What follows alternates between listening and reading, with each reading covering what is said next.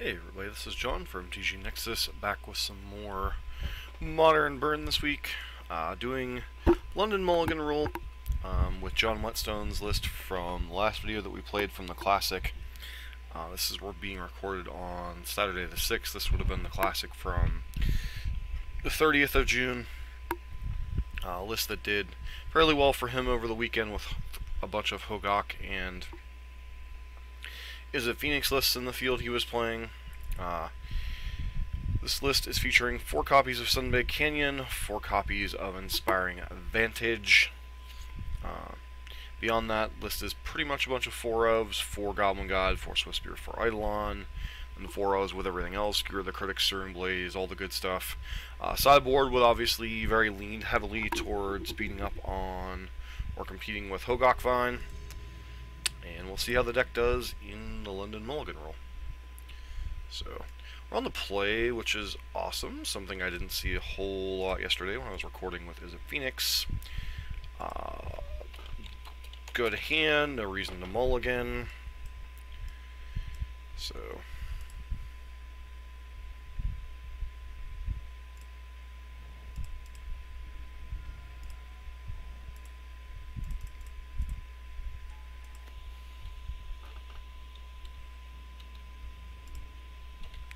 let's see if we get a read on. Alright, so Urza nonsense.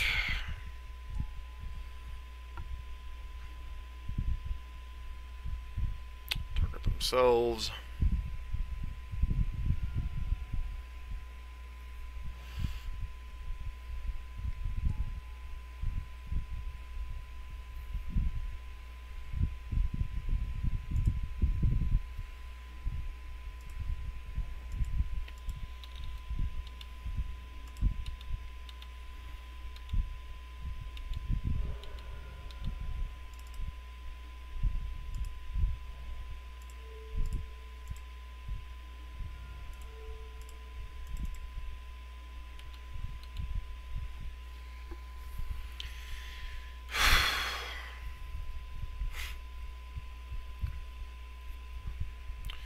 Urza's deck is a real interesting piece of work.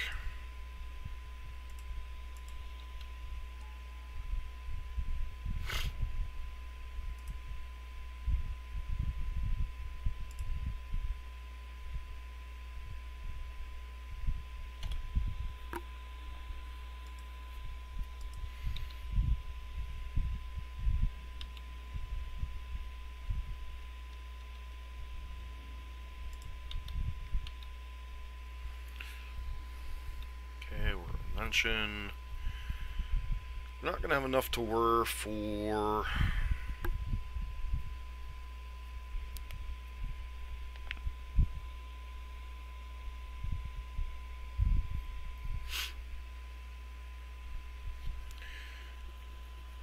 whatchamacallit here. It's considering if they want to crack their Pirate Spell Bomb.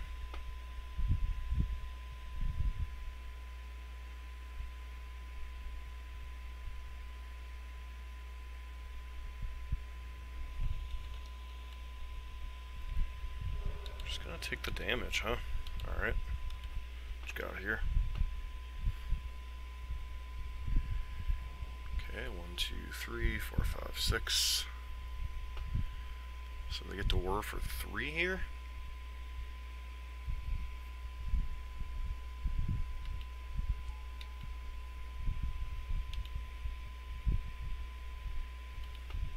That on its own is not concerning. Tap for blue, shuffle your library.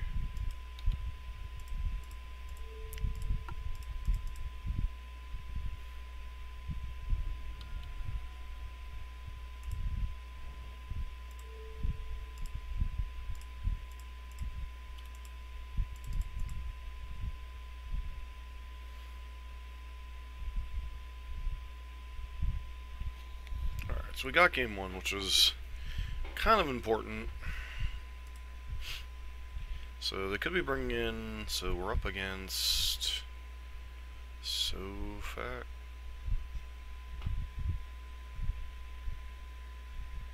Solaic.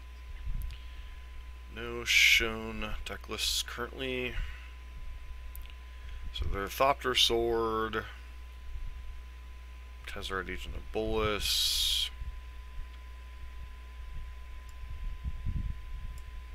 So Searing Blaze have some targets in the form of Goblin Engineer, but I don't know if that's worth it. I'll probably want to bring in 2 copies of Path, 2 copies of Wear Tear, and go down the 4 Searing Blazes. Like, Rest in Peace could potentially fight the combo, but I think if they assemble even 1 or 2 artifacts, gaining some life is problematic anyway. The card we really want to tag is Witchbane Orb. And they have Collective Brutality in their list, but we don't have any Skull Cracks, so I think we'll go with that. The main reason we're bringing in Path to Exile is primarily for Urza to try to blow up the combo in response to the triggers and whatnot, but usually if they assemble Thopter Sword, we're in trouble anyway. I mean, this is a hand.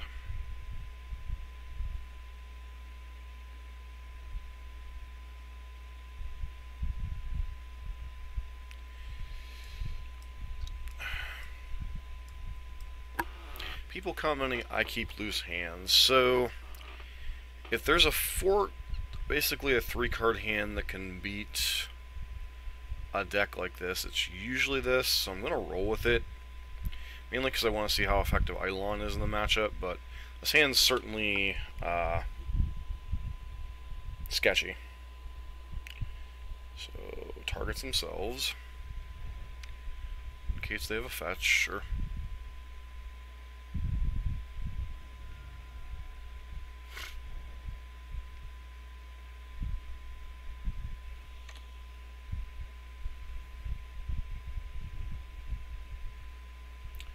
Immediately draw a land.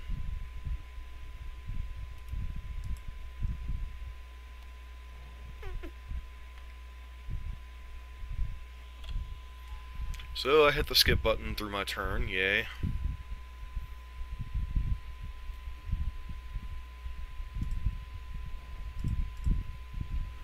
One's definitely not going on my highlight reel. Only on Magic Online can you skip through your opponent's turn and somehow skip through your own turn too. Should be a copy of maybe Urza. Yeah.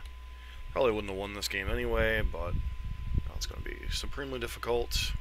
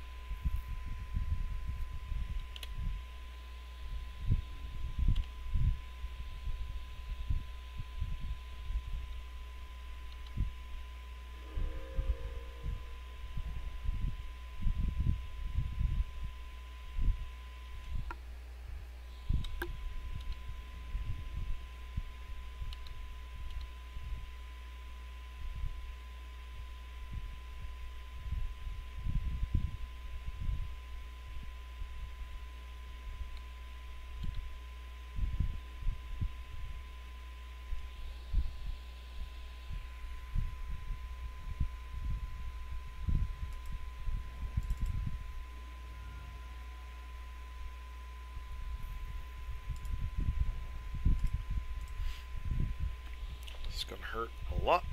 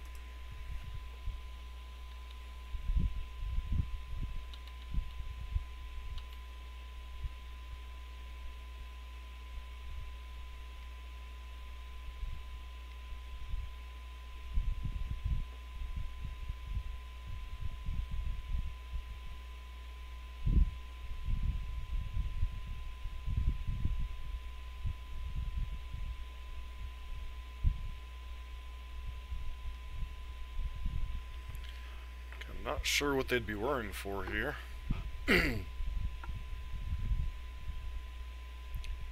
Just gonna pop Inventor's Fair? Sure.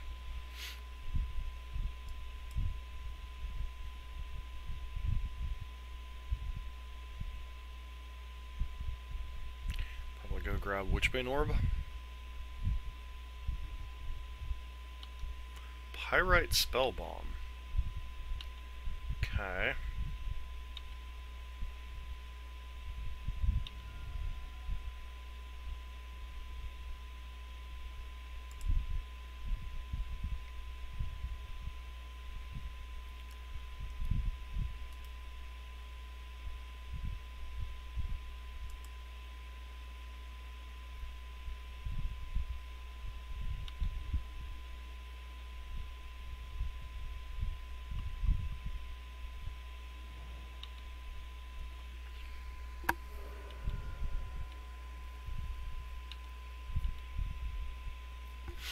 I mean, I think because we missed a turn, sure. They have bolts in their deck, cool.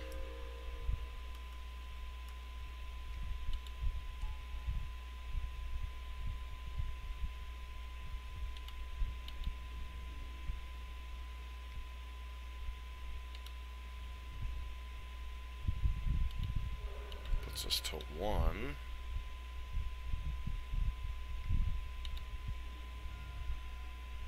Alright. So you have lightning bolts in your deck. Does that really change how I sideboard? Probably not.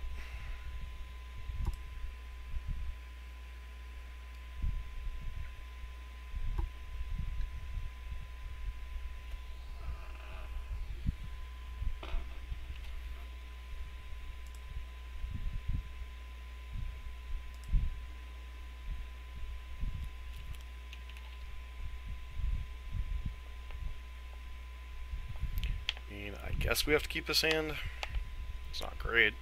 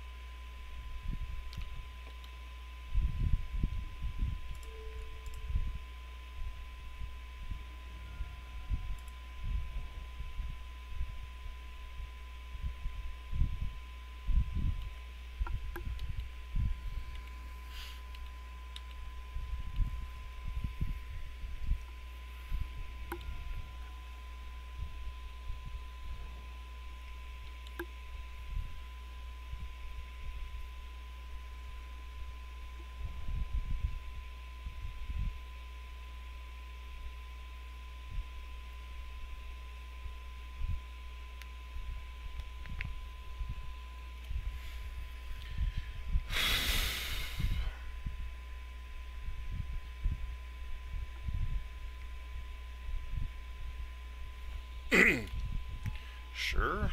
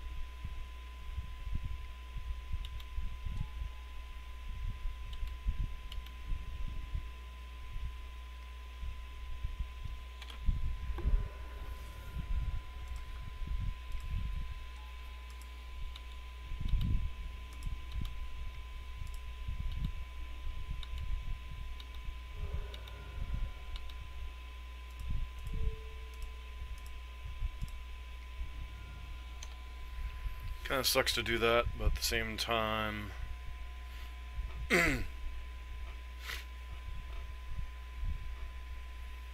Sure.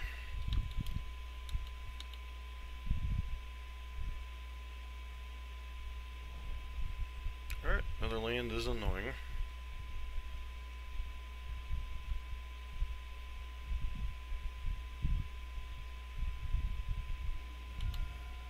Means they basically get to go to 8 here. Sure.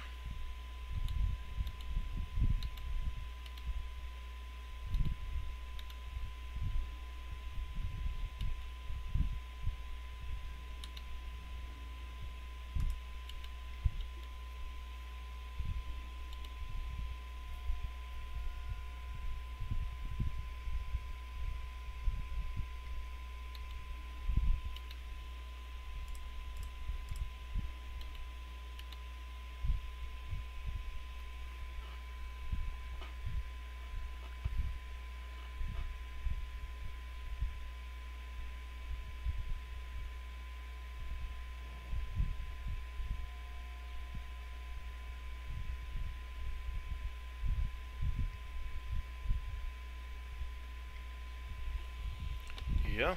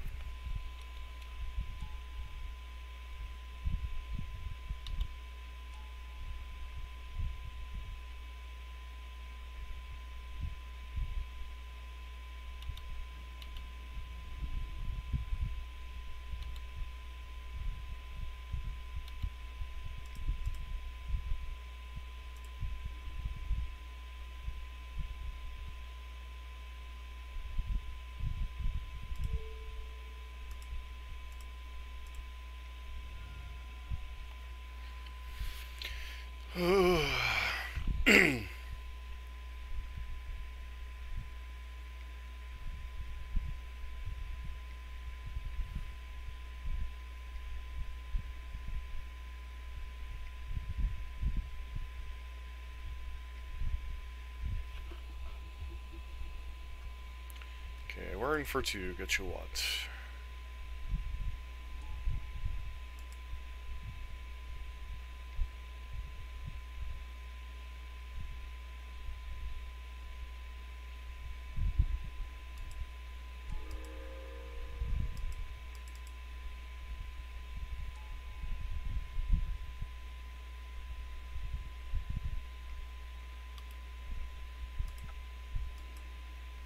This deck is extremely annoying to play against. Definitely had a chance in game 2 if I wouldn't have punted away an entire turn, but man, this combo is obnoxious. Anyways, This has been John for MTG Nexus with match number 1. So we're back for match number 2.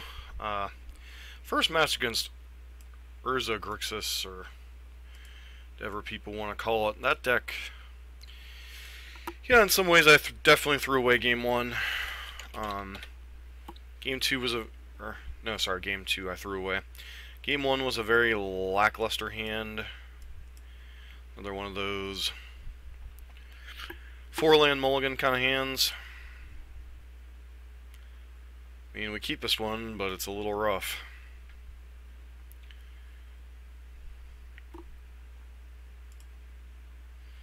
So I think the pitch is between here Searing Blaze and Lightning Helix. Blaze obviously better if we're up against a creature deck. Helix requires us to draw a white source. Which obviously there's 16 white sources in our deck. I think the higher upside card is Blaze, so we'll ship the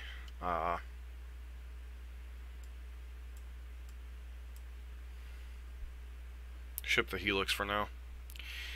Yeah, it was a weird league. Or not weird league, weird game. A Grixis War deck still has some play patterns. I'm not 100% sure how to play against it. So, it's nice to kind of get a couple of games in, both one with Phoenix and one with, and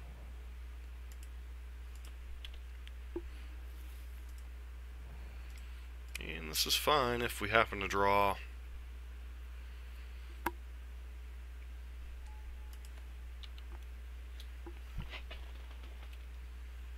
our opponent Mulligan as well. Yeah, they both Mulligan. Put a card on bottom.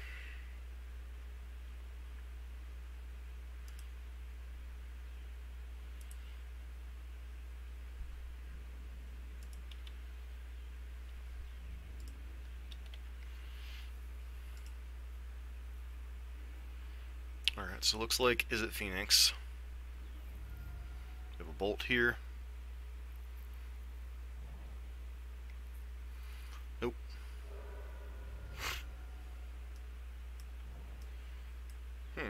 So not as a Phoenix.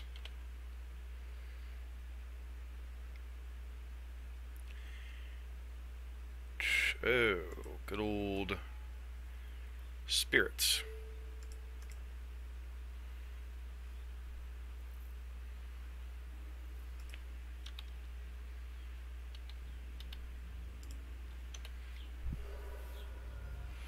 Jeskai Spirits.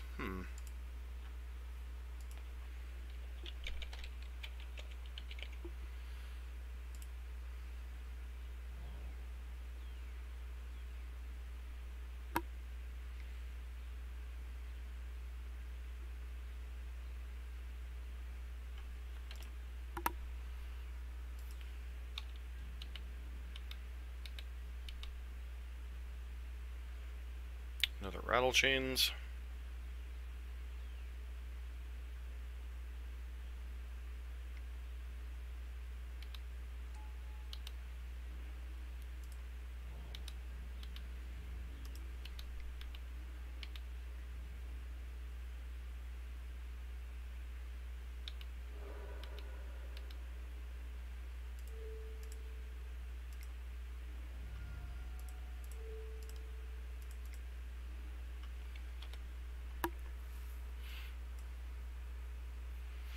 Makes Rough Bolt significantly worse.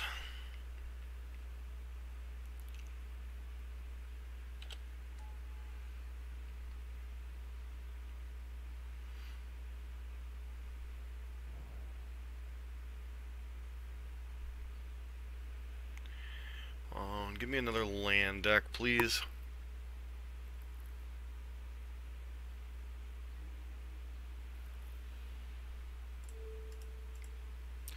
That'll do too.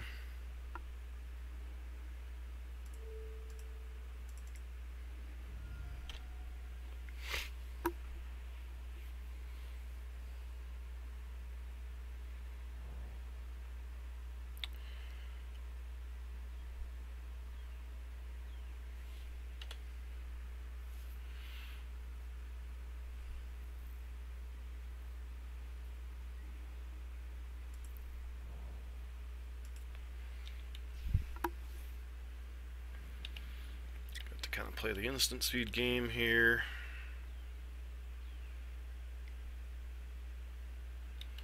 Sure.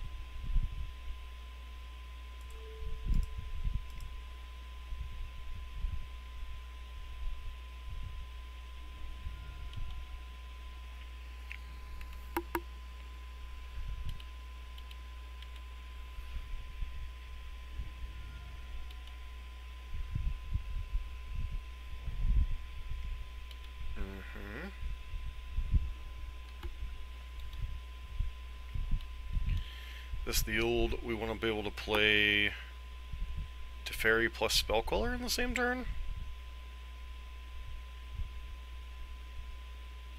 Like, you think you would have deployed Teferi a while ago.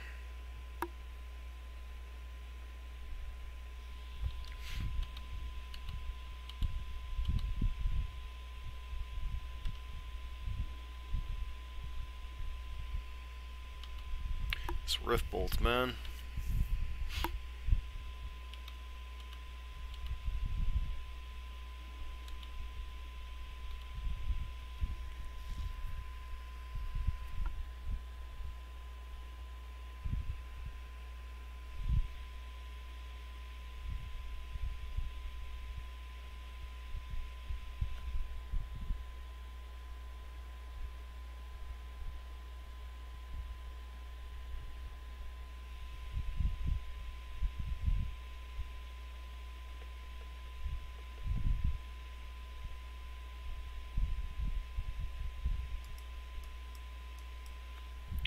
One of the downsides of the more recent builds of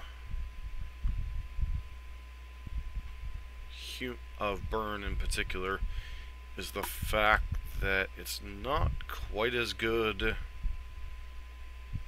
playing the instant speed game, like Rift Bolts, Skewer the Critics, Lava Spikes. There's a lot of sorcery speed stuff in the deck now. It's not quite as good as the instant speed games.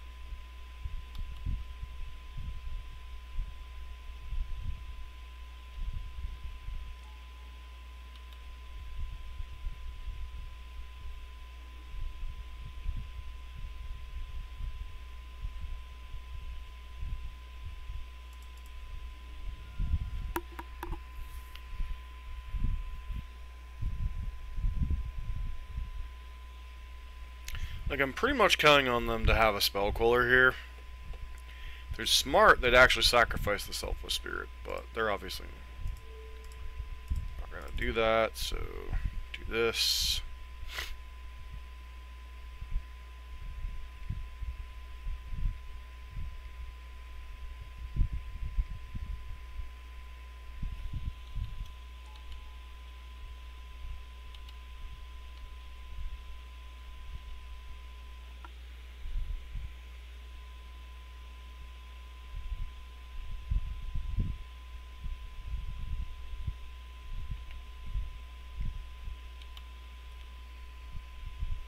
So, you're dead. Cool.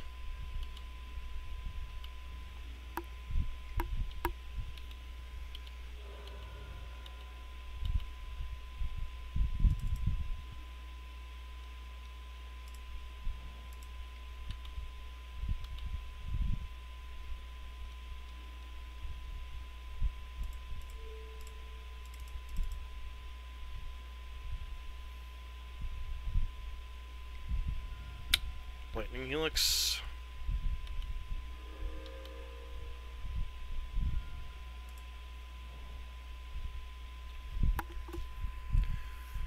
So, 3... We might be dead here. Explains the wonderful...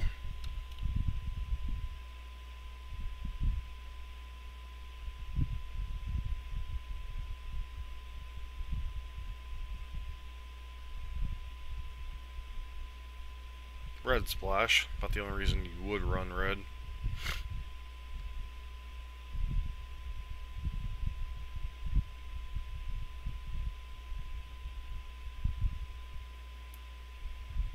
So another Lord would be lethal. Bolt would not be lethal.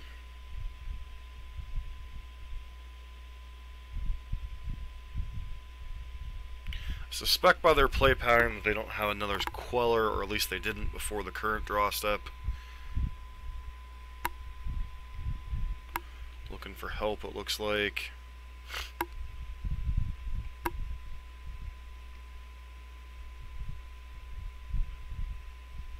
Okay, Teferi is not terribly relevant here.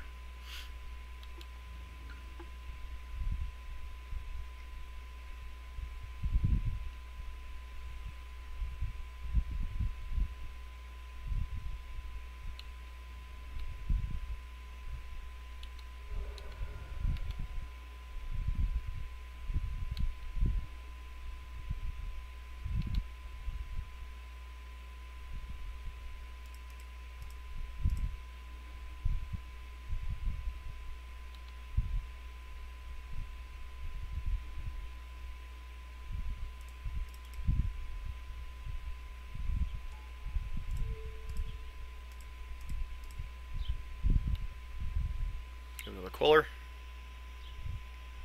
Of course you do.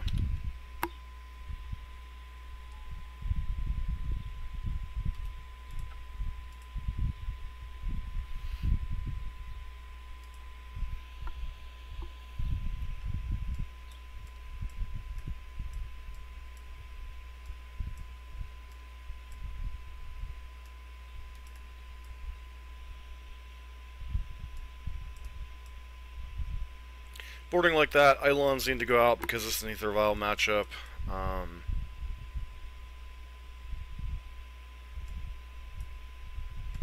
Rift Bolt's bad in this matchup because of Teferi Time Raveler. Obviously, if we had something like Skullcrack, it would be reasonable to bring it in, but we don't, so hopefully this style of hand will be good enough to run them down this game.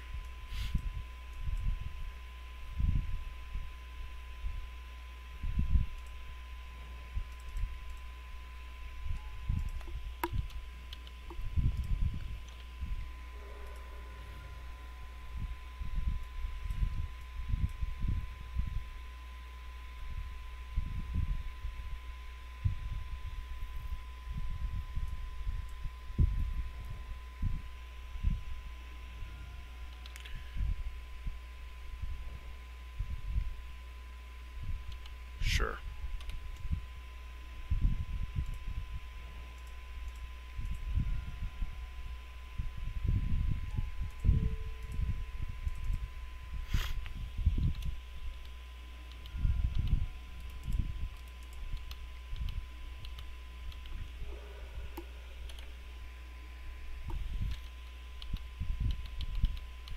So that tells me they probably have the blue-white, whatchamacallit land in their hand.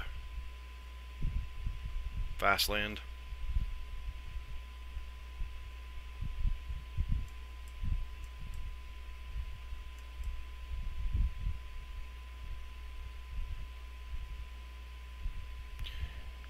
Okay, or just flood the strand.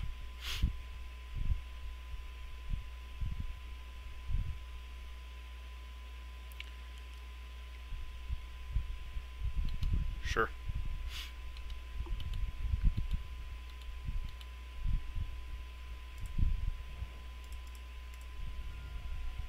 So that's 2. This would be 4. This would be 4.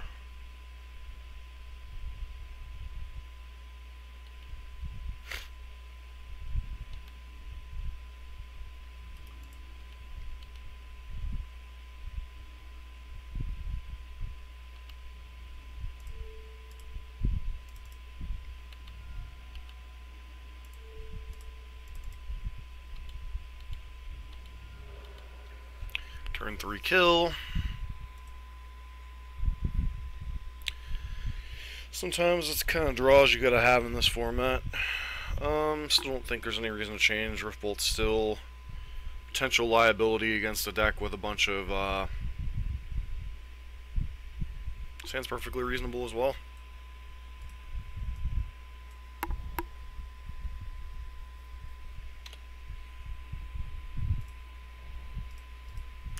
I have a feeling this goblin guy is going to get bolted, but, you know, still got to run it out there.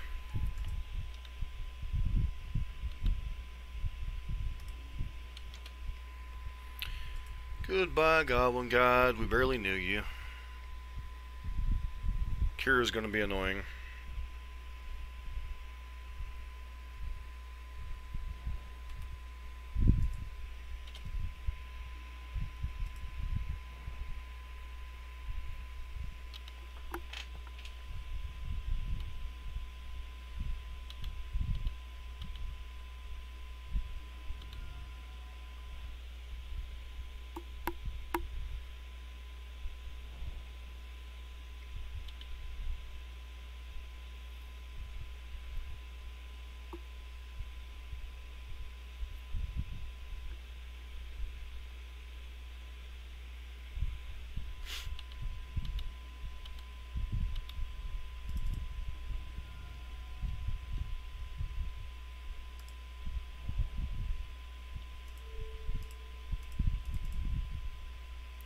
Do need to get this game over with.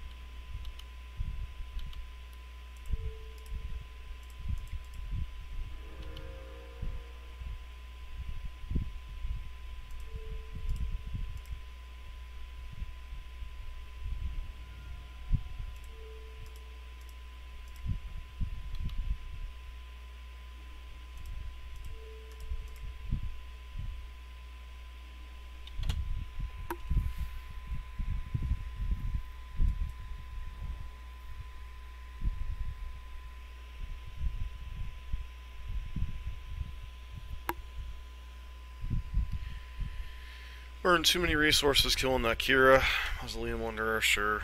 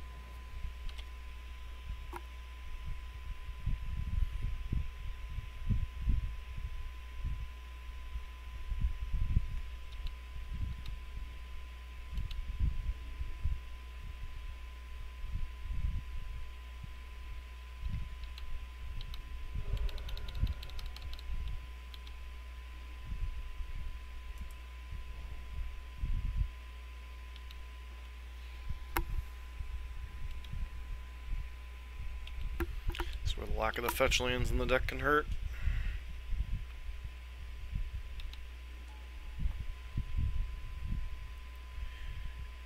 I mean, gotta go for it. If they have the stupid Spell Queller, they have the stupid Spell Queller.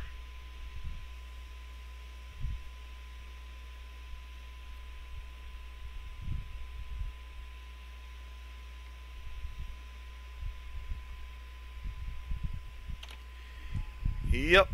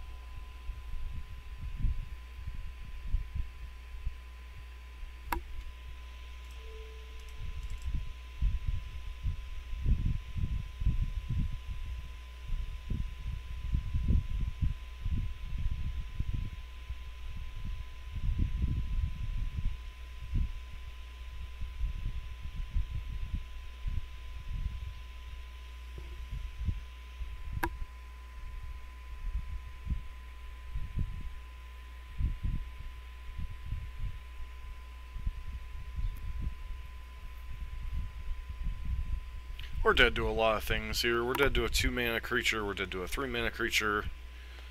Okay, I guess just 2-mana creatures and burn spells now. Don't have an answer to that, which is unfortunate.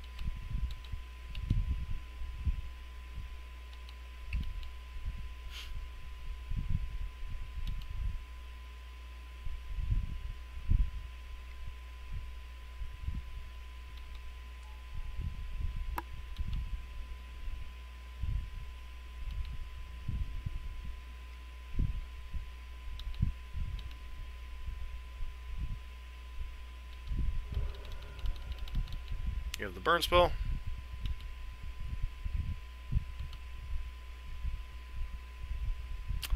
Lightning Helix. Yep.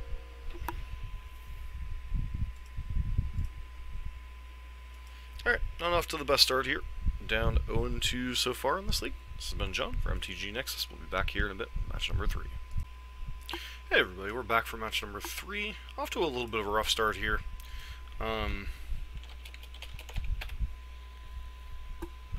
I mean, this is a hand, depending on the matchup, obviously.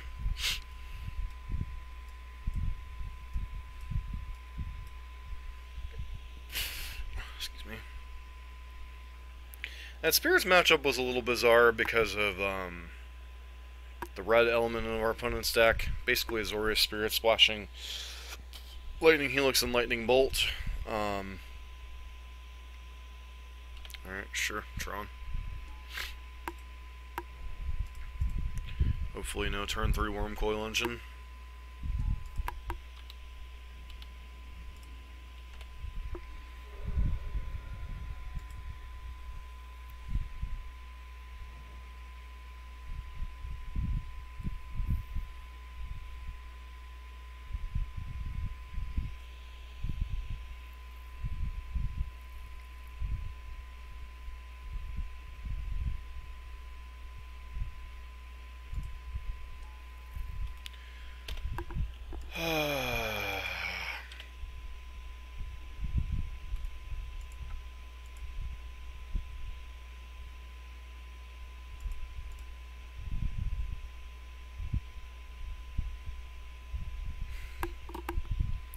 Sometimes when it's not your league, it's not your league.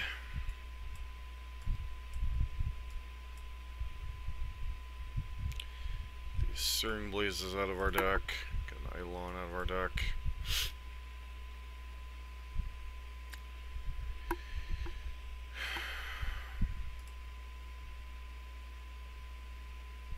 So we're up against Eldrazi Tron. I guess when it rains, it pours sometimes. Sure.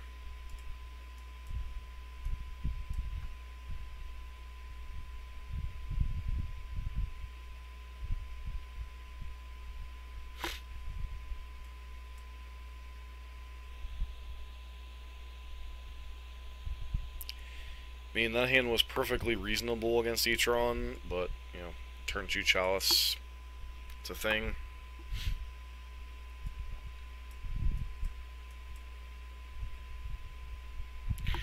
You know, the last couple... I'm trying to think. Excuse me.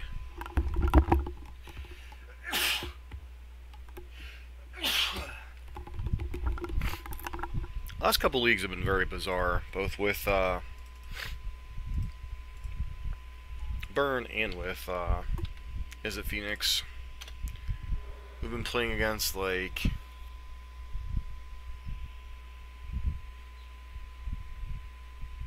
Eldrazi Tron, Kalilis Eldrazi, the Urza whatchamacallit deck, prison deck. So it's just been a really bizarre subset of things. I'm supposed to just unload both my 1-drop spells here, I think. Because next turn I'll have the mana to deploy both of those spells.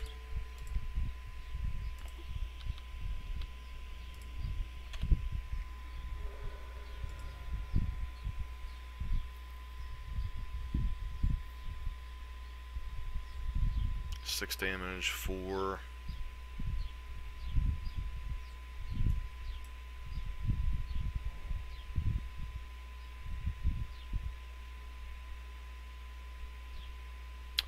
Walking Ballista would be, I guess, the damage prevention play this turn. They might just want to crack Expedition Map.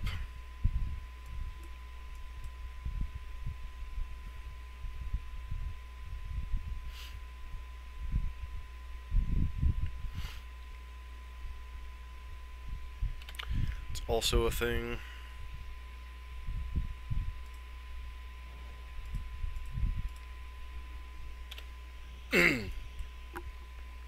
So Boros Charm off the top would kill them here.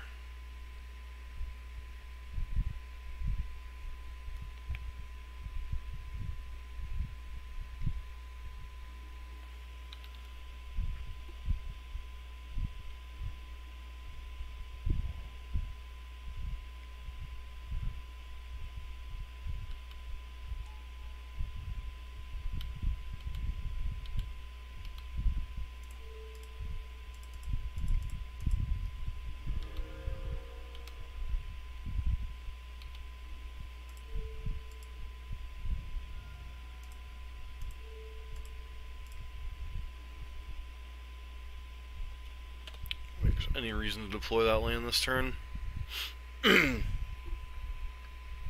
So any burn spell could potentially finish them off here. Any haste threat if they don't leave back a creature or have another spatial contortion in hand. Walking Ballista would obviously cut off the creature outs and would probably be their fastest clock overall. So they went Reality Smasher plus Ballista for 2. That'd be 8 this turn. Next turn that'd be 8, 10. And then potentially pump 3 times.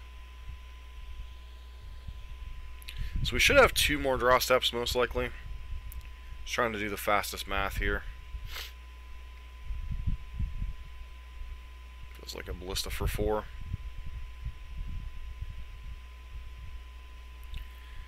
Does that change the equation?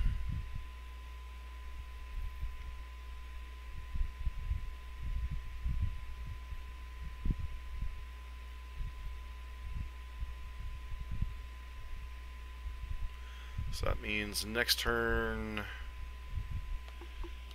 Can they present lethal next turn? So crack 2, 4, 6, 10 next turn.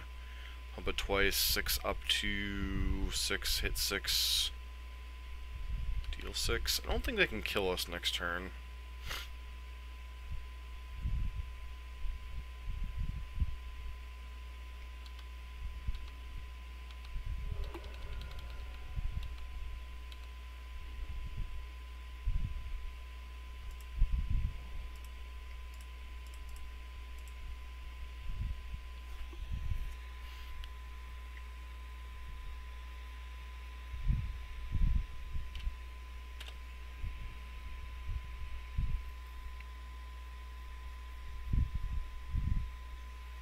Just be using this to chump this turn if possible.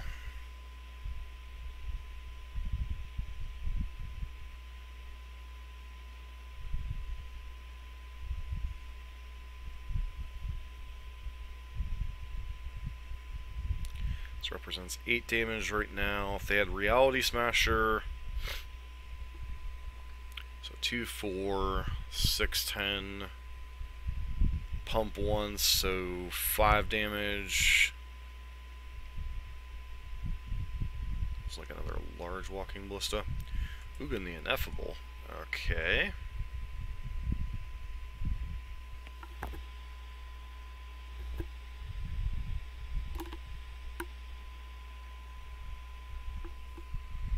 Don't know that Ugin does a whole lot for their clock, really. Sure.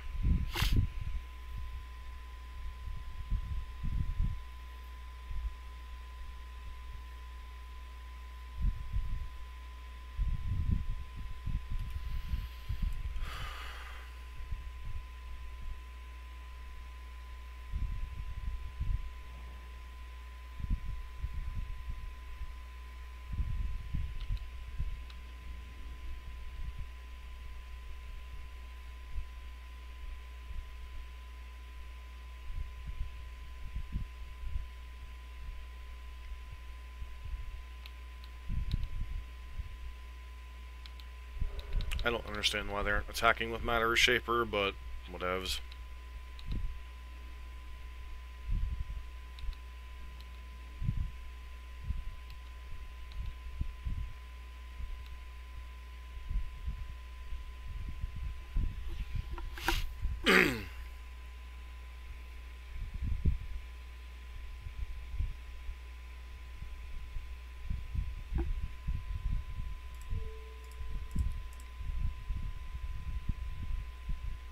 Actually, that's incorrect. I should have potentially hit the TKS there.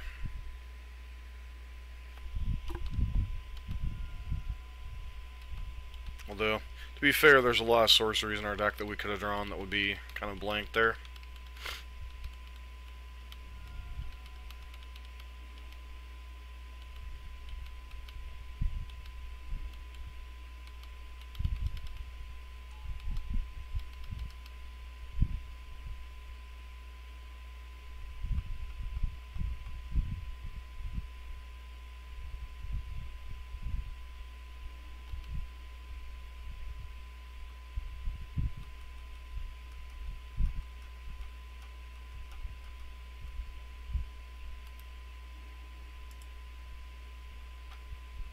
Sure.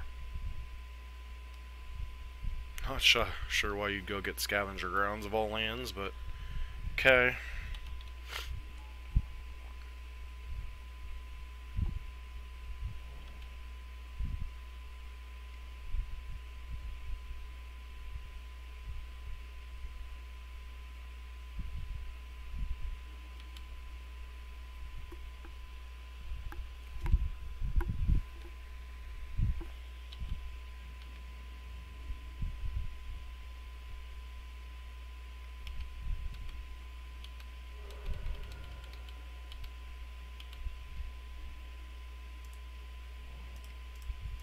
Redraw. Goblin God. Alright. Well. And we're dead.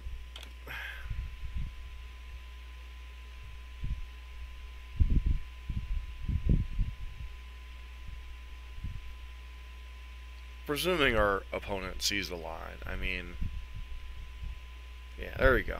There you go. You figured it out.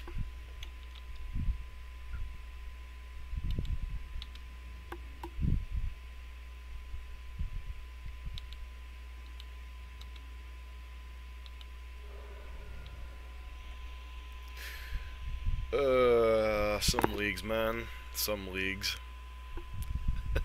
As a friendly reminder, if you like what you're seeing on the channel, don't forget to like, comment, and subscribe. You know, sometimes, like, I'm trying to go through the plays in these matches, and I'm just like, is there play lines that I'm taking wrong, or are we just, like, having one of those leagues? Like, I know there were some massive mistakes in terms of that keep game 2 against Urza. The fact that we skipped a turn by hitting F6 at the wrong time. The Spirits matchup, it feels like there was a couple plays that were a little close there, but it's like, I can't play around everything. Like, the chain where I went bolt the,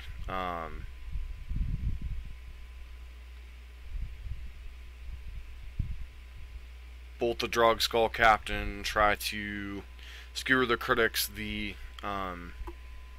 Spell Queller. It was a chain with the most upside, required our opponent to see the line of sacking the thing. It's possible I should have waited a turn, but then we're still not really playing around much because, you know, they're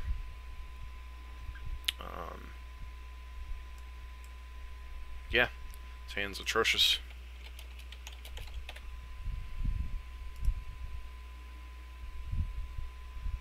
I mean, this hand's better, but still not great. Like a Helix, I guess.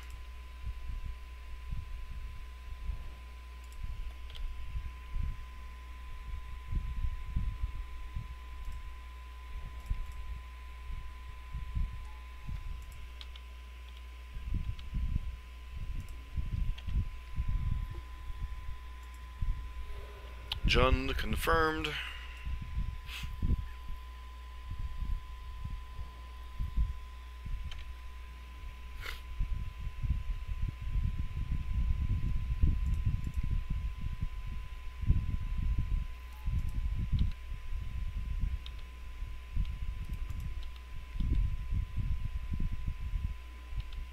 Our Inquisition.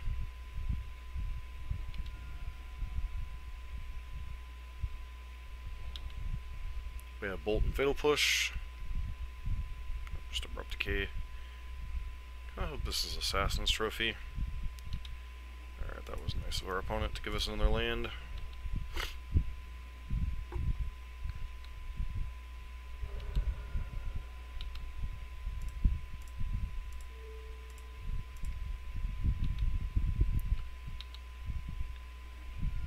Could have bolted there for an extra point of damage.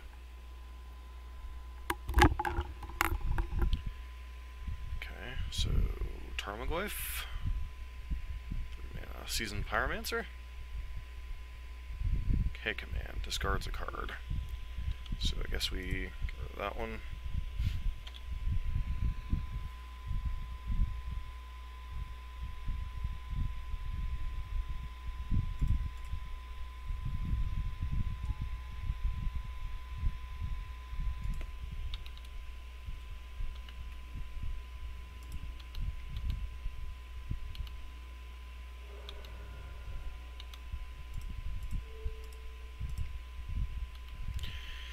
Once again, the awkwardness of Skewer the Critics here. Could have bolted, but then we wouldn't have a way to trigger Skewer. We would need to draw another land to cast either spell in our hand.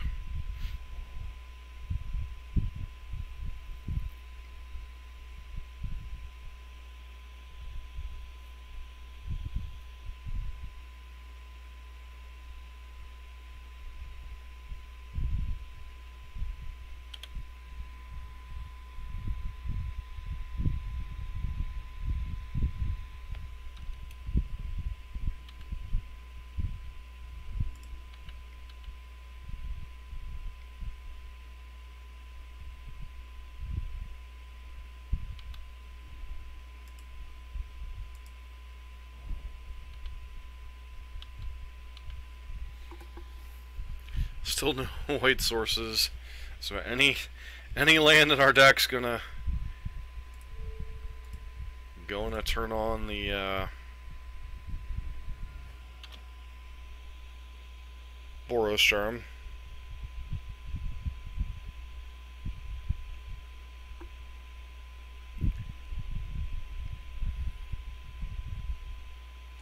Okay.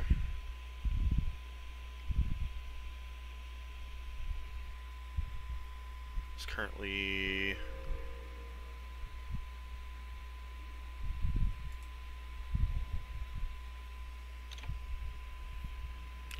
gonna put them to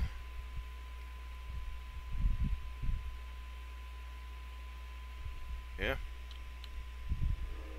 There's another Swizzle Spear down there.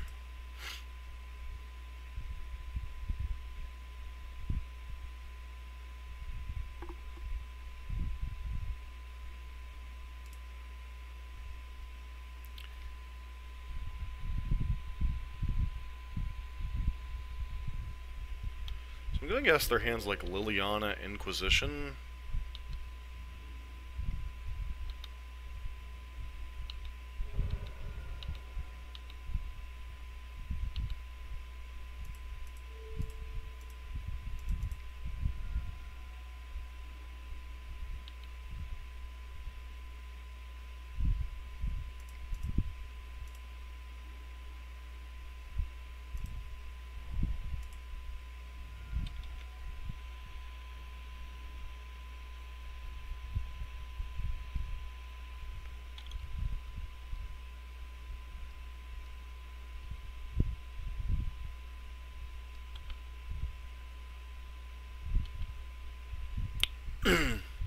No other creatures in the graveyard, right?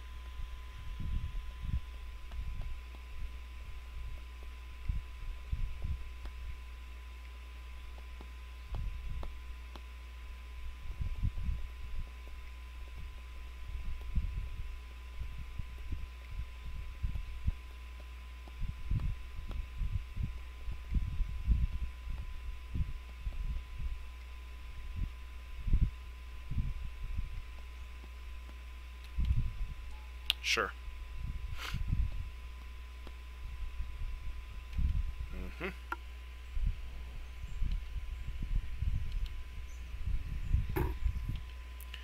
Another black source, probably basic swamp Castellana.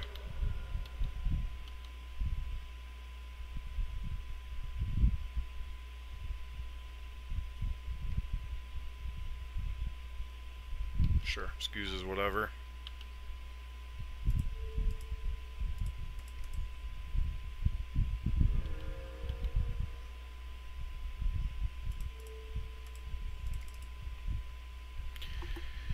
Alright, so win a stupid game against Jund.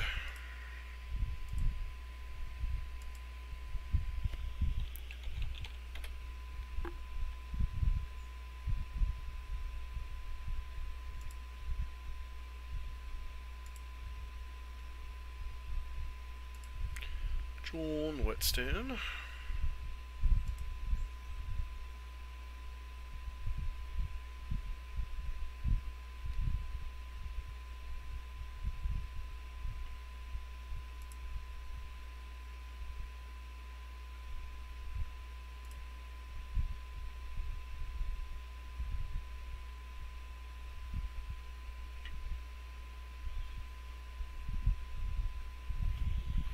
So his plan against Jund is 3 of these in, or 3 of these out, 3 path in.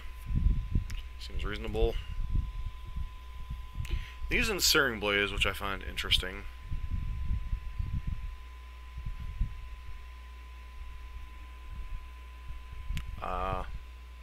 Sure.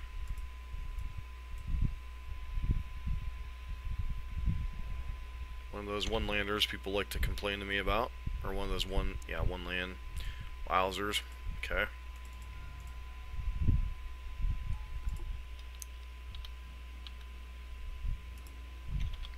Fatal Push incoming. There's Assassin's Trophy.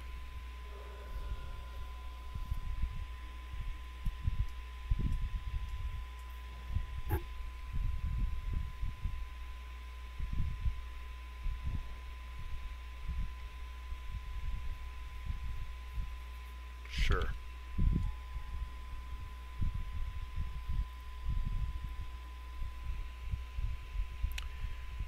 Why can't I ever draw a second land?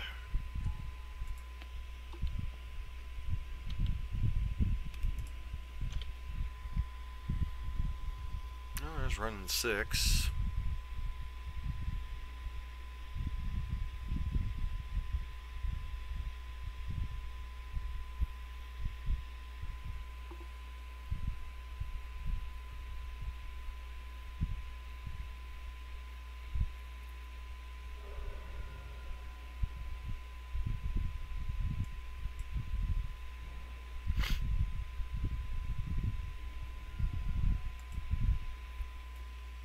So, Liliana.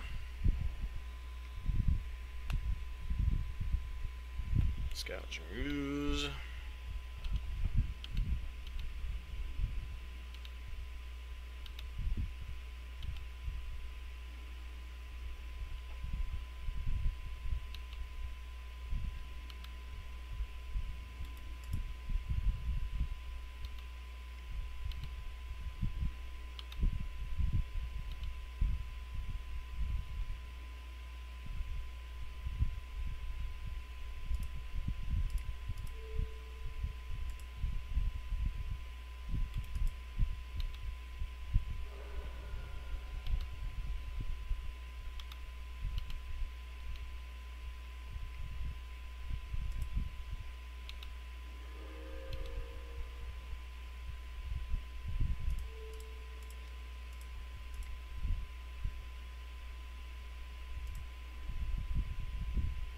Probably should have done that during the draw step, actually.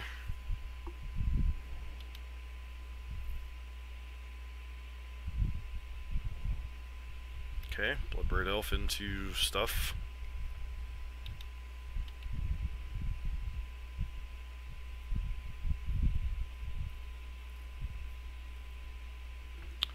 And sure.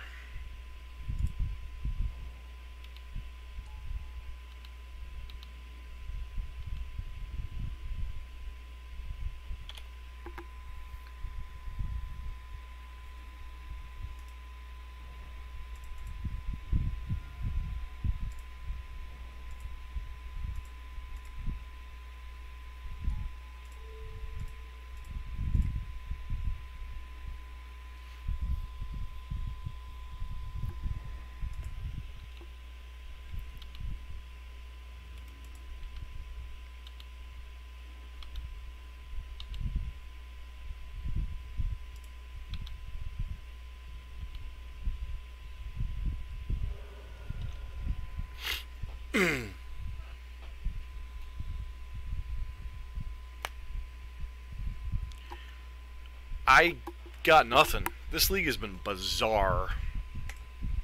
Alright, we'll be back in a bit with match number 5. So for those of you wondering that if the London Mulligan rule affects Burn, Burn itself, not really. It helps you find hate cards if you're packing specific hate cards for matchups, you know, things like Rest in Peace, things like Tormod's Crypt, Core Firewalker for the Burn Mirror. But Burn doesn't tend to pack a whole lot of true hate cards.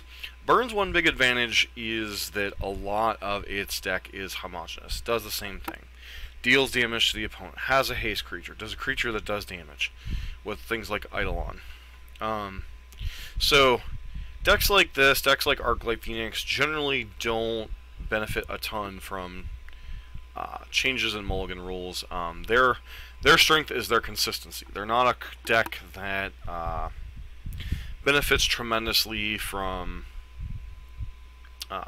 Mulligan changes like of this particular magnitude. They do benefit from having more functional 6 and 5 card hands, but that's, you know, Burn doesn't like mulliganing anyway. So decks like Tron, decks like Eldrazi Tron, wow.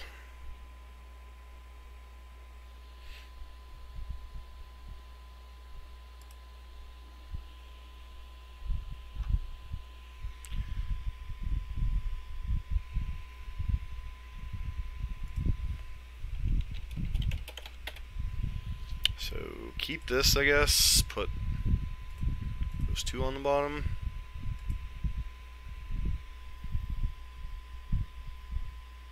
It's been kind of how this league's gone. Like any type of mulligan decision that can go wrong will go wrong here. So Burn is a critical mass deck. It requires X number of cards to kill your opponent.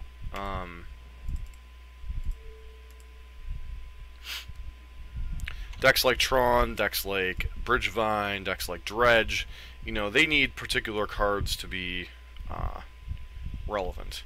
So it looks like we're up against Amulet Titan. Yeah, definitely confirmed Amulet Titan. This isn't the best matchup for us in the world. Oh, they suspended a Lotus Bloom. Alright, so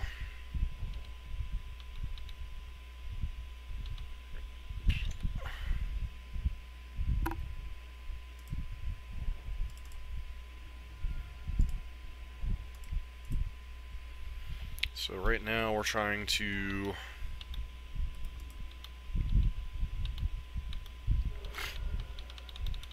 holding up that in case they have an Azusa here, although granted Azusa isn't worth a whole lot in the grand scheme of things. So we just want to reduce their life total as much as possible.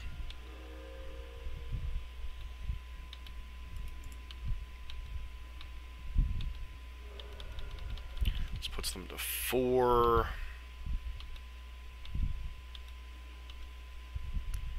Get to cast a prime time this turn, go up to at least 6.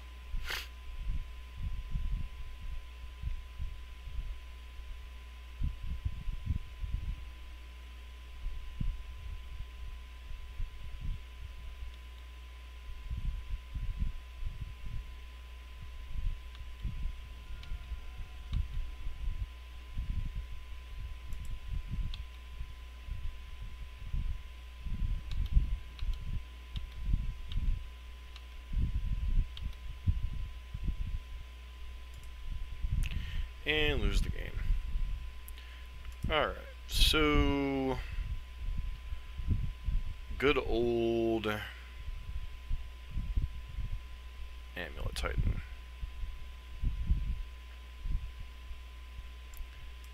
We bring in 2 Path to Exile and cut, I don't know, a couple copies of Riftbolt maybe? Bringing in Wear Tear just doesn't really do anything.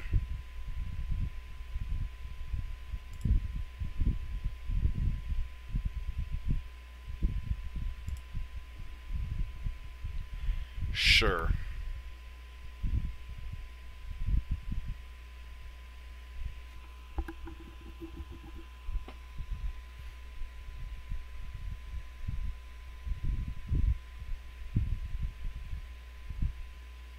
Back the 2 Skewer the Critics, I guess.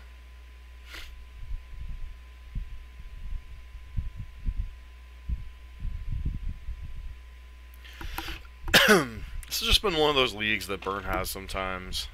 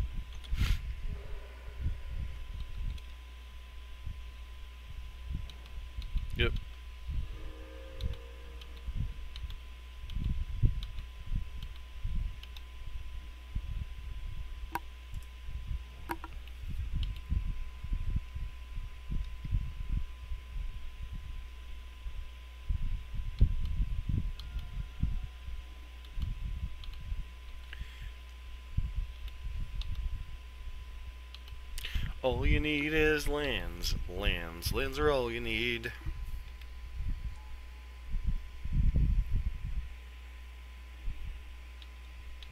Yep.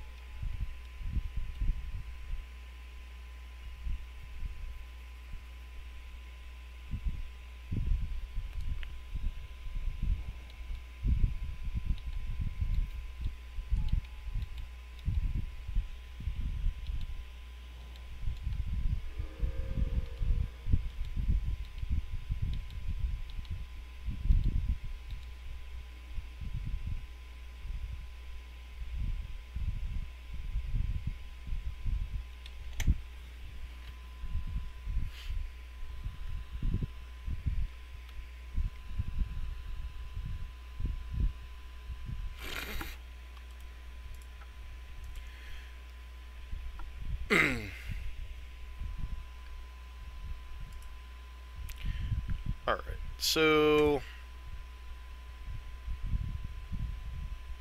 quick wrap up. If you look at the meta as a whole, there was a tweet put out by, let me see if I can find it here. So